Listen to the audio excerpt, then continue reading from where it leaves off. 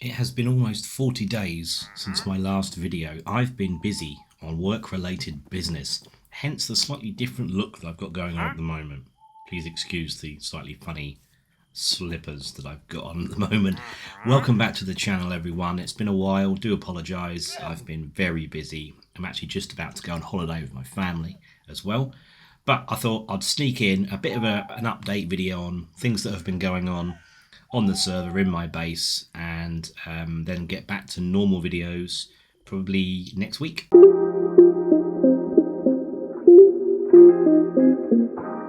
This is a lovely little spot, very beautiful, that has been created for me by Sandy. And if you watch some of her recent videos, you'll see this little area here. You'll also see her brand new house that she's built in her most recent video. Do go check her channel out.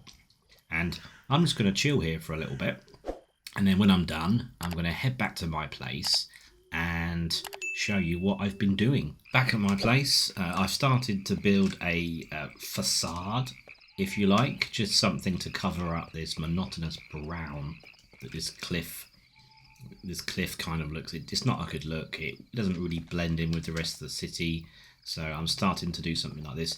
This is not finished. There is details need to go in. Obviously, I need to texture these framed blocks. There's wires that I need to put up there. So, yeah, this isn't the final product, I assure you, but it gives you a rough idea of the sort of thing I want to do along the edge here, just to make this more urban, this whole area. Got to be careful I don't get run over by a train while I'm on the track. I've been adding adverts, you know. I think it's just part of a cyberpunk city, or sorry, swamp punk city. That's what I'm going for.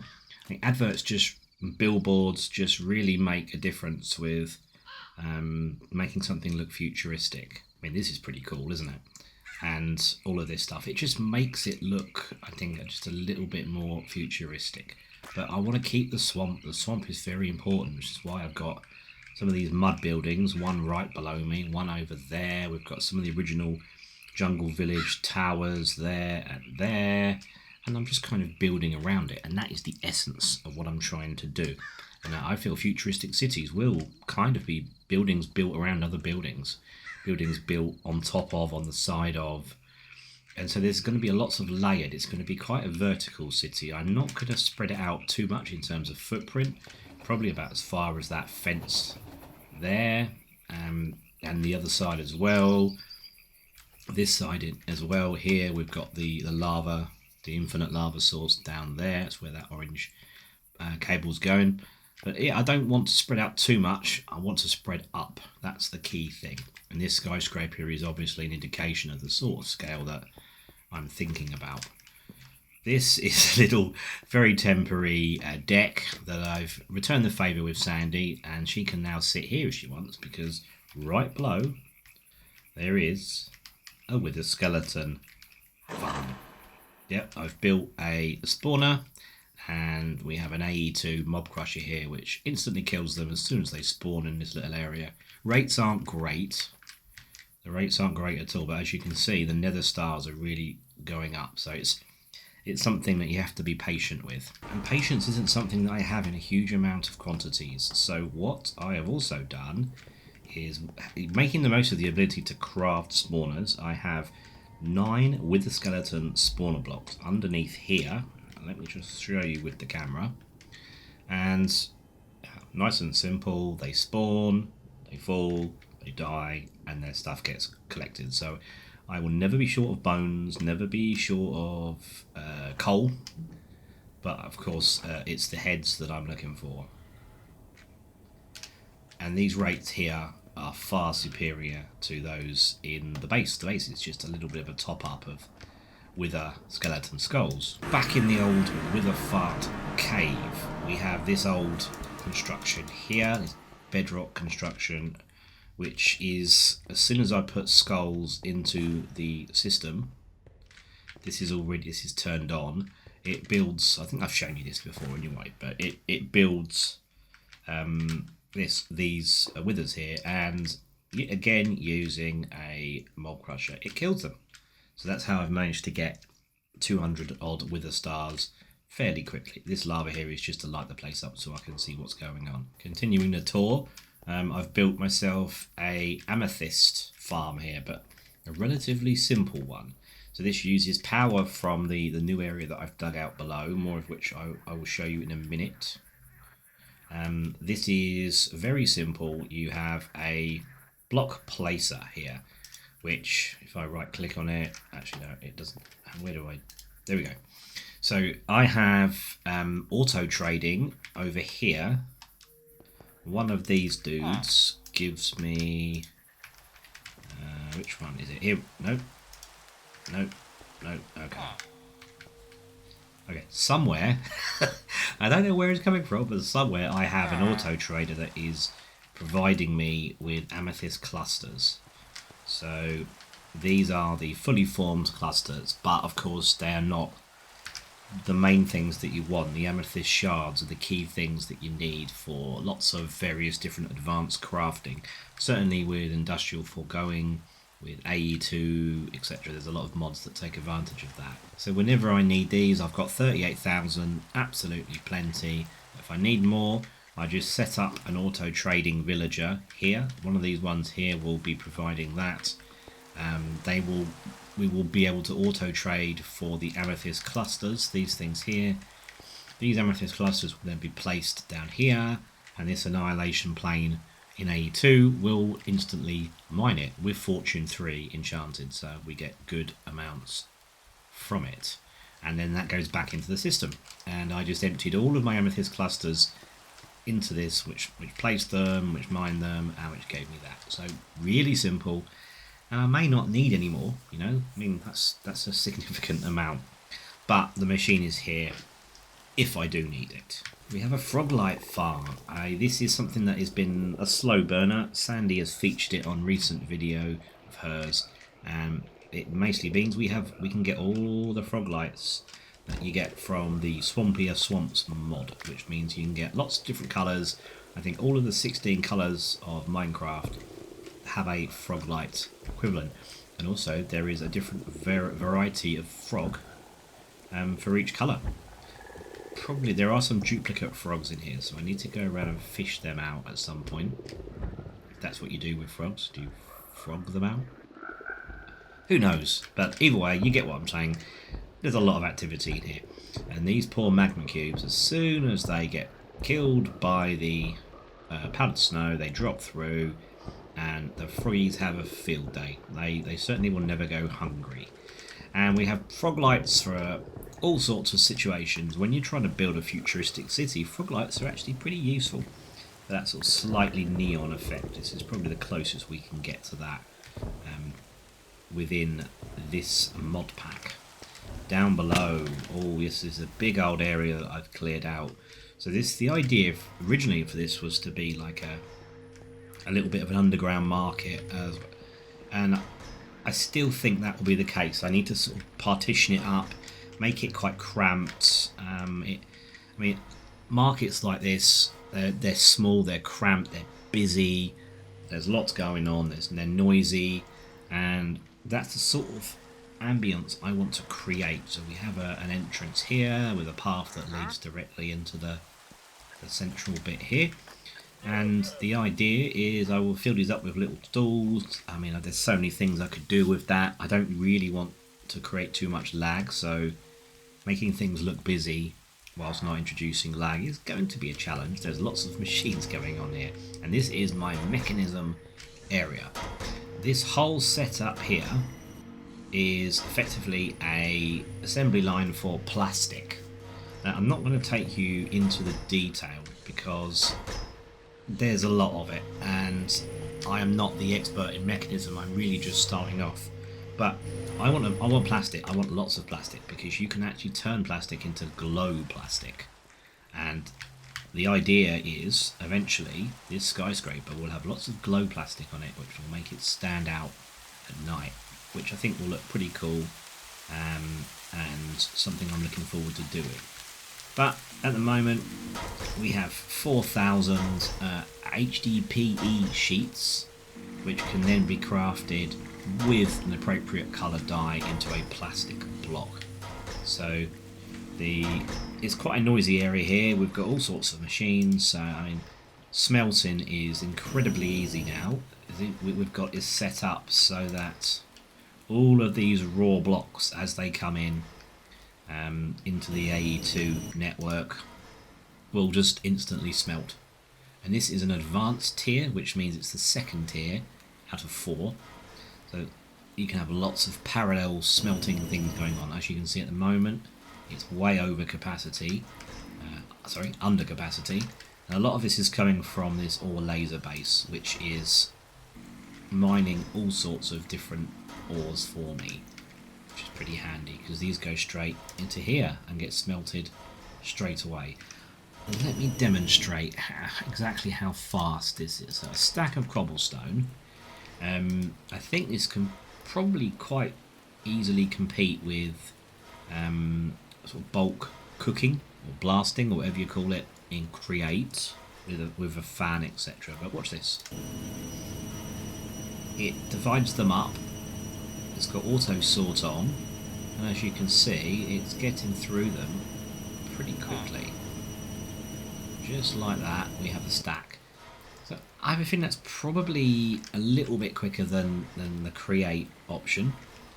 It has one accelerator card which takes things out, which puts things into there, and then underneath we have another AE2 input bus which brings stuff back into the AE2 network with another accelerator card. In here we have one speed upgrade. No, actually no we don't, we have 8. We have maximum speed actually, so that is as fast as it will go. But what we can do is upgrade the factory itself to have more multiple concurrent smelting actions going on at once. So I imagine this can get pretty wide when you upgrade it for the next 2 tiers. Soaring, again, we've got a factory. I don't use this very often. It's useful for making sawdust for cardboard boxes. Oh yeah, just a random golden carrot supplier here. What else we got over here? We've got an enriching factory which turns pellets into sheets. And I could speed this up, but as you can see, there's not a huge amount of backlog, so there's not a huge need for that to happen. Here we have a crushing factory, which is what you can hear. This is basically creating biofuel. And biofuel is one of the first ingredients. I am getting myself. These are turned off, by the way. These machines. I'm getting myself very confused because there's so much scienciness. Here we go. So the biofuel is going into a pressurized reaction chamber. I'm supplying it with hydrogen and water, and it's creating something so quick that you can't see. Substrate. So I think then, what do we have here? We have substrate is then pressurized into HDPE pellets, and then HDPE pellets are, where are they here, enriched into the sheets, and you make blocks. So this is not a detailed guide. I'm not an expert. There's a lot of liquids that you need to create. So I mean, as part of this process, we've got to get oxygen, liquid oxygen. So we actually have the concept of we have gases in this mod, liquid ethylene, all sorts of stuff. Yeah, I don't know what I'm talking about. All I know is it works, and that JI is very useful to try and work this out. There's also quite a good wiki for Mechanism, but I mean, this is so basic. There's so much advanced stuff. I mean, the suit, I think it's a mecha suit or something it's called in Mechanism, is amazing. It looks very hard, very overpowered, but it will be awesome when I can get to that point. I really do need to change my skin back now. I've finished with work duties. And then finally, the centerpiece of my base.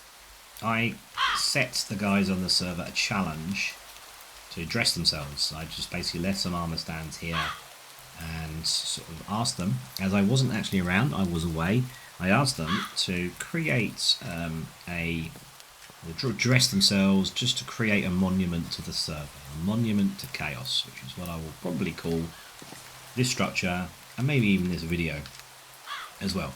It illustrates some of the times that we've had on the server with Sandy and her baking and her potions. I'm not quite sure there's a story behind that, but I'm sure maybe I'll find out next time. We've got Baby Lovejoy with his potato. His laptop that he uses to play the game is a bit of a running joke on the server, but you know he's little in here, and I don't know why, but maybe Lovejoy can enlighten us on one of his videos. DSL or Citadel. I couldn't think of what to call him, so I just reversed a few letters and changed things around. But I think if you've seen Sandy's last video, no, wrong button, then you'll realise that this guy here has a different look about himself, shall we say. So I'm going to, I will take the caps off. I'm going to rename him Lord Chickenhead. And probably I need to find myself a chicken head because he is hilarious in this.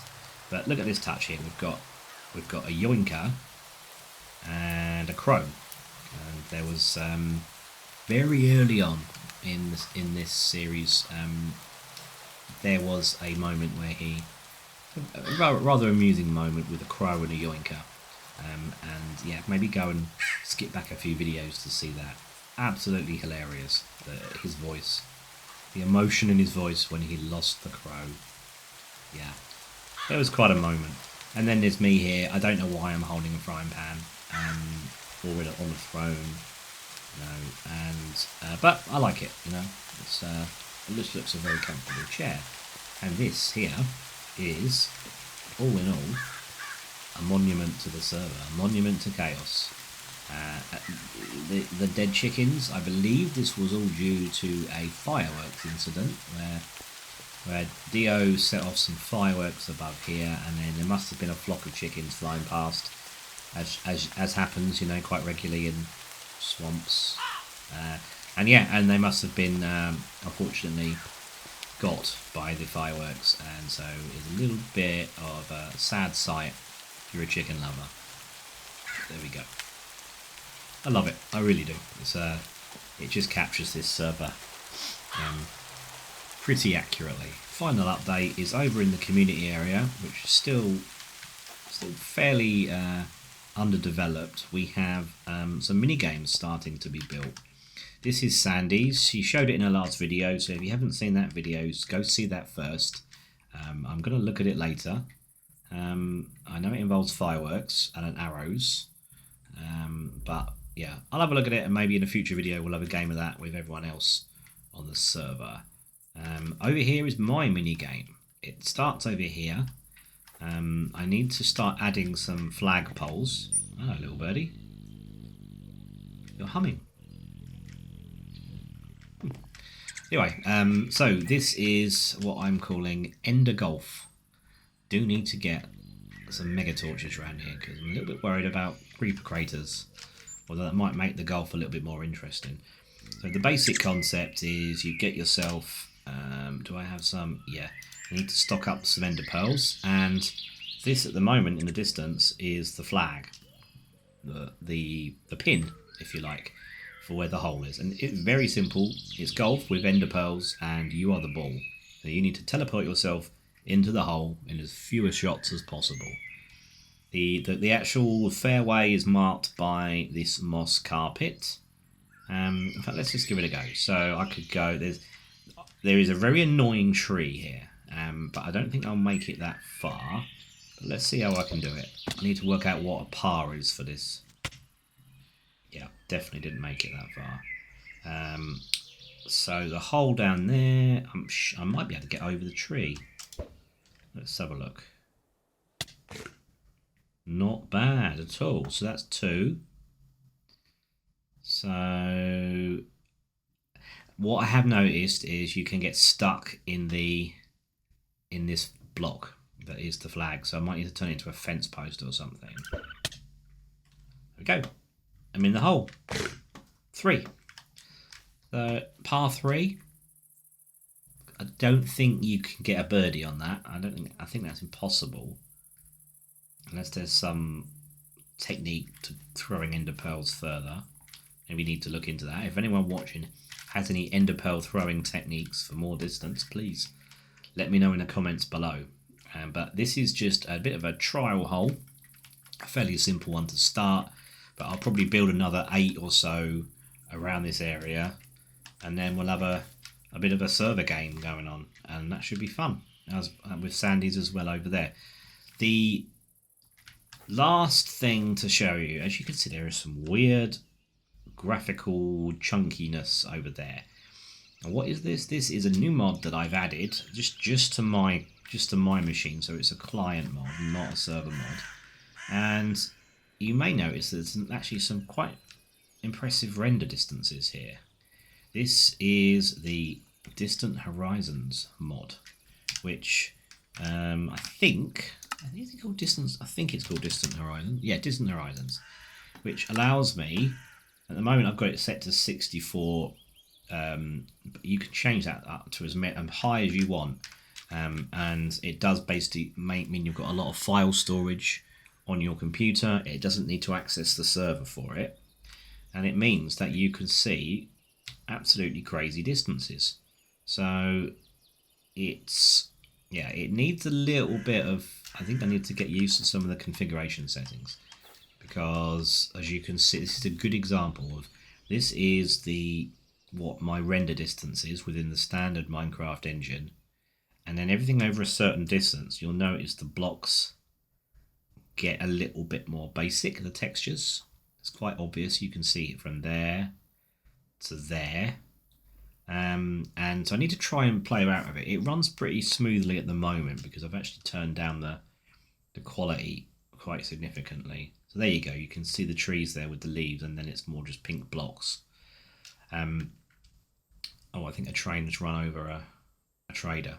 Oh well, never mind. So yeah, I'm just going to play around with it and make sure that it is configured optimally. But there are some absolutely magnificent views that can be had in terms of distances. They are pretty impressive, like this, for example. The trouble is, yeah, unless you've got the whole world rendered in, it does make for some funny views of just sheer vertical water. Okay, I think that will do for this video. I think it's just a very quick update on how things have been going. I'm still playing. I just haven't had much of a chance to record.